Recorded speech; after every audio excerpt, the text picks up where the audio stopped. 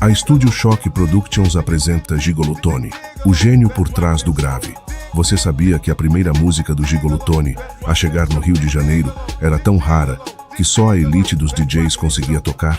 Não era só uma música, era status, era poder dentro do baile. Eu vou te contar essa história. Mas antes, você precisa conhecer o homem por trás da máquina, o arquiteto da 808.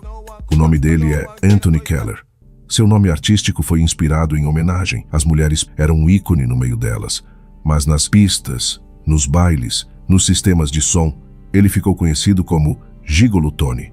Se você já dançou ao som do Miami Bass, se já ouviu freestyle ou até mesmo o funk carioca raiz, então você já sentiu a influência desse homem mesmo sem saber.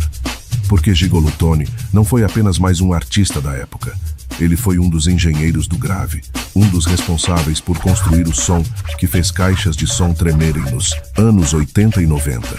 E o mais impressionante, ele fez isso em uma época onde tecnologia era limitada, mas a criatividade era infinita. Fica até o final, porque hoje você vai entender como um rapper de aluguel se transformou em um dos nomes mais importantes da história do bass music. As origens na Flórida.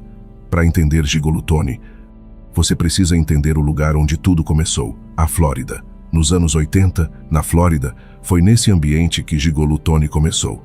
Ele não entrou como estrela, entrou como trabalhador da música, MC, produtor-compositor. Mas desde o início, ele já pensava diferente. Ele não queria só rimar, ele queria controlar o som. O homem de bastidores.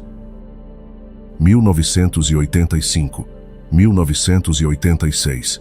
Antes da fama, antes dos hits, Gigolo Tony já estava nos bastidores, trabalhando em selos menores, como a Gold Star Records. É exatamente isso. Antes de estourar com hits como The Player e Smurf Rock na Foresight Records, o Gigolo Tony já estava movimentando os bastidores da cena de Miami e Broward, aprendendo o corre das gravadoras independentes. E foi nesse período que ele fez algo que muita gente não sabe: o lançamento híbrido. O clássico Smurf Rock é frequentemente listado em arquivos históricos, como na Southern Spaces, e catálogos de colecionadores, como um lançamento da Gold Star Records 4, Straight Records antes de ser amplamente distribuído pela Foresight. Em outros selos e o início antes da Parkway e da Foresight, o Gigolo Tony circulou por 4, Straight Records, um selo extremamente obscuro onde ele deu os primeiros passos antes da parceria com Billy Hines, dono da Foresight. Jam Pony Express. Embora fosse um grupo de DJs, a convivência de Tony com a Jam Pony foi o que deu a ele a manha de bastidor sobre o que funcionava nas ruas de Broward. Ele virou um rapper de aluguel. Roxanne's Parents, 1985. Durante a famosa guerra musical chamada Roxanne Wars, Tony foi contratado para escrever e gravar respostas. Esse tipo de trabalho era invisível, mas extremamente importante. Embora o Gigolo Tony tenha sido o artista principal e produtor executivo de seus discos na Parkway, a colaboração com figuras como Taurus Neal era comum na distribuição e promoção, já que Neal tinha a infraestrutura dos clubes e contatos locais. A primeira música foi coproduzida pelo Devon Cipitane D. Com a ajuda de Devon, saiu o primeiro disco pela gravadora chamado Dance with the Boogie, em que Devon produziu lançado pela Parkway Records. O EP lançado pela Parkway continha 3 faixas principais: Dance with the Boogie,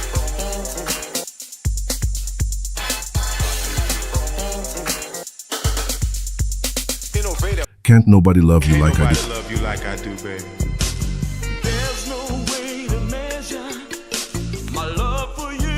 Put Your Weight Down on It.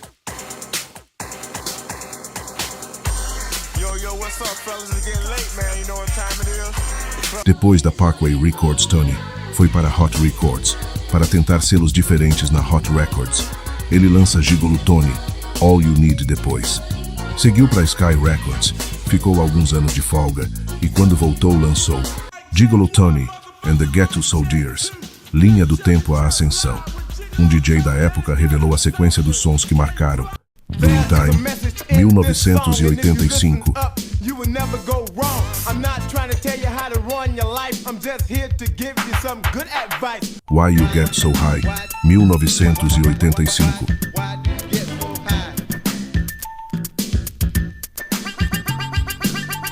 Após esse single, Gigolo Tony e Lace se separaram e ele prosseguiu na carreira solo. Ele estava à procura de um DJ para sua turnê e foi aí que conheceu o DJ Crash. DJ Crash relata que Frank Cornelius foi um dos melhores professores no que diz respeito de estúdio. 1986, Smurf Rock.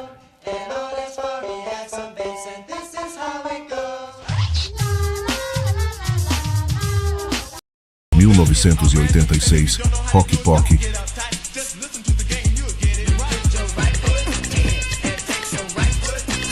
1987, Ice Cold. It's the Gigolo that's rocking this show. Gigolo that's rocking this show.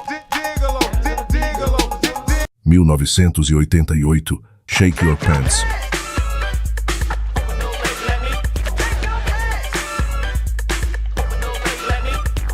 1989, Dancing to the Boogie.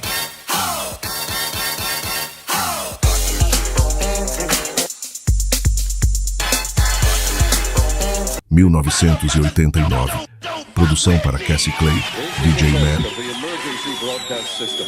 Had there been an actual emergency, your local station, in conjunction with the relevant federal authorities, would have broadcast the following pre-recorded announcement.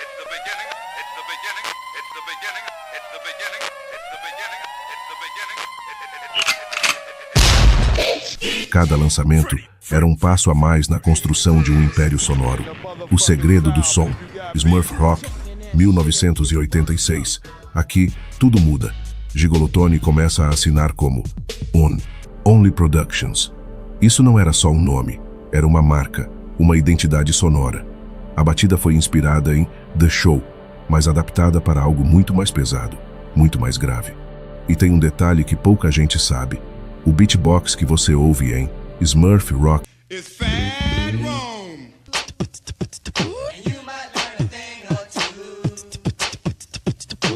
Rock Pock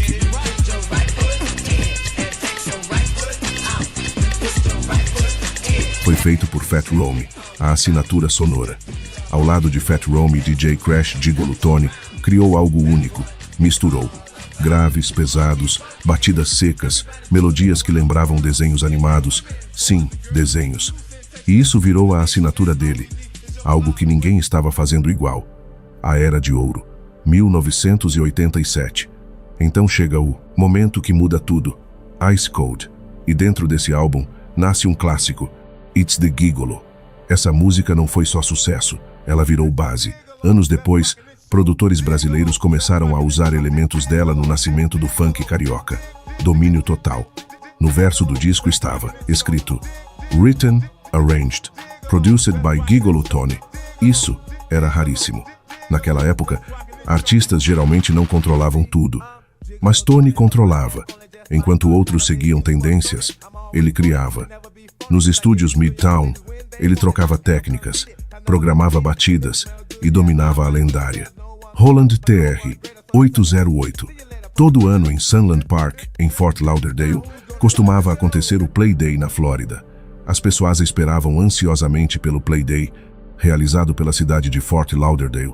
O parque recebia 80 mil pessoas para assistir Fat Boys, Run DMC, Gigolo Tony, entre outros. Definitivamente, era um evento gratuito, muito legal, cheio de gente, família e amigos. Tinha um palco móvel aqui, diferentes DJs, e tudo o que ouvia no ar é o grave batendo, sabe? Grave e música eletrônica. Qual que era o valor disso? Ter a loteria por trás disso. Como a carreira de vocês influenciou o quê? O que é que a Bass Music da Flórida tem de especial que mantém as pessoas em movimento? Vocês têm uma história em Fort Lauderdale? O estilo, o gueto? Acho que era o próprio Bass, a batida forte do bumbo 808, sabe?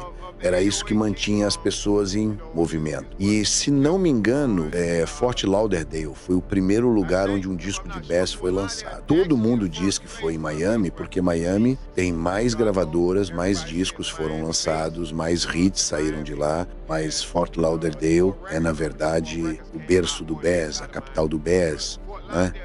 não vou dizer a capital do Bass, mas o primeiro lugar que lançou o primeiro disco de Bass, o berço do Bass, vamos chamá-lo de a base do Bass. A voz do Gigolo Tony, porque o nosso MC Chief and the Sexy Lady foi o primeiro disco de Bass que saiu do sul da Flórida, se não me engano. Posso estar errado, mas minhas fontes me dizem que foi o primeiro. Gigolo Tony foi o segundo filme com os pais de Roxanne, lançado ainda naquele ano, em 1984. Se não me engano, estou ficando velho, então minha memória pode estar E falhando. para constar, isso foi em 1984.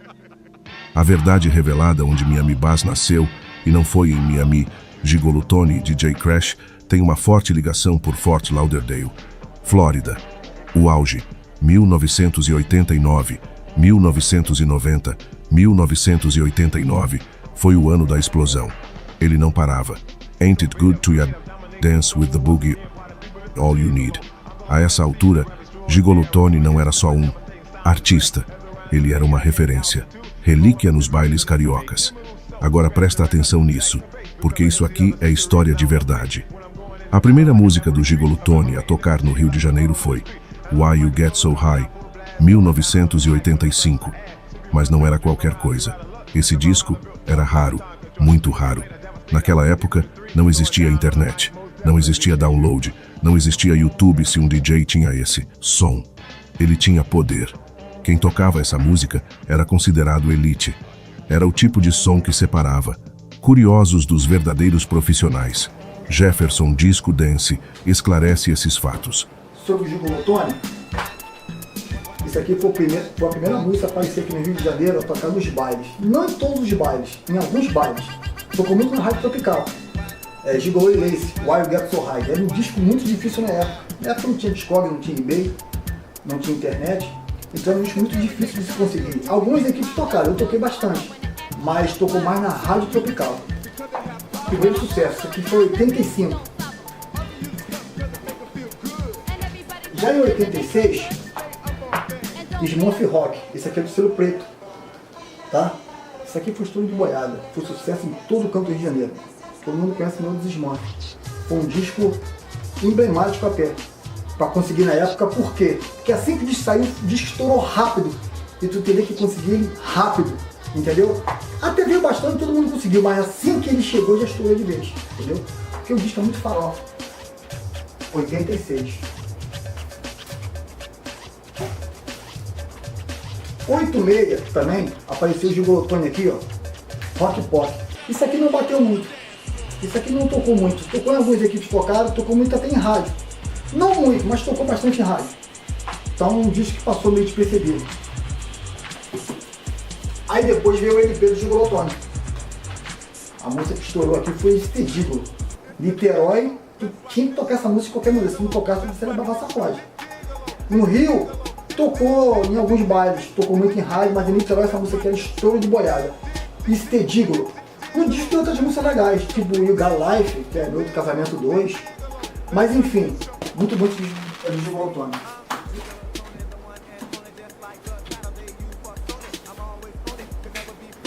Essa música aqui, Shake Your Pants, é do segundo álbum do Gigolo Tony.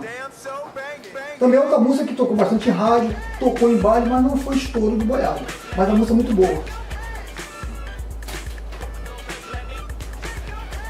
Em 89, saiu isso aqui, o Gigolo Tony Dance with the Boogie.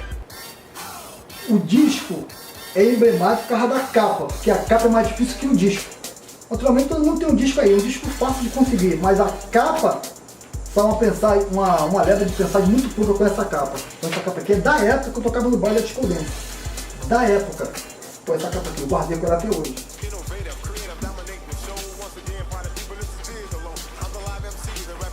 Classic Grade J-Man. Isso aqui é um disco de 89, é um disco caro. Para mais de 1.500 para dormir esse disco, se não me engano até mais. Só que isso aqui, o Gigolo Tony não canta aqui, a produção é dele. Classic Grade J-Man, a produção é dele. Do Gigolo Tony. Disco raro, difícil de conseguir. Olha, não deve ter mais de 8 cópias aqui no Rio de Janeiro, 6 cópias por aí. Eu acredito nisso, não vou falar com certeza, mas mais ou menos 6 cópias desse disco aqui. Original, tá?